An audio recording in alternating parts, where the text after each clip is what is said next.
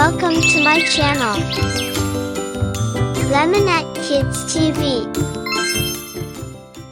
Ang alamat ng dalawang diwata. Sa isang malalim na kagubatan, may dalawang diwata na magkaibigan, sina Tala at Liwayway. Si Tala ay kilala sa kanyang galing sa paggawa ng mga bituin, habang si Liwayway naman ay may kakayahang pagandahin ang bukang Liwayway. Magkasama silang lumikha ng kagandahan sa langit tuwing gabi at umaga. Isang araw, nagkaroon ng pagtatalo ang dalawang diwata tungkol sa kung alin sa kanila ang mas mahalaga sa kagubatan.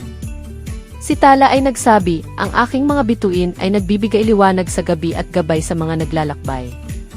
Ngunit sagot ni Liwayway, ang aking bukang Liwayway ay nagdadala ng bagong pag-asa at simula sa bawat araw. Dahil sa kanilang pagtatalo, nagpasya silang maghiwalay. Si Tala ay nanatili sa gabi, habang si Liwayway ay nanatili sa umaga.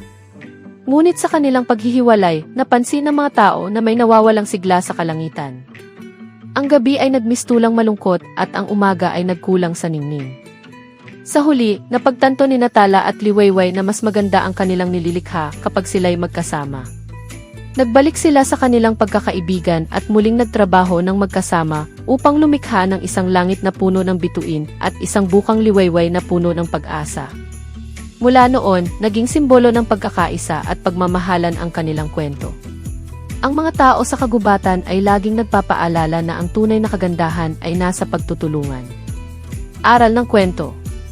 Ang tunay na ganda at lakas ay nagmumula sa pagkakaisa at pagtutulungan. Sa bawat pagtatalo, laging may paraan upang makamit ang pagkakasundo at mas malawak na tagumpay.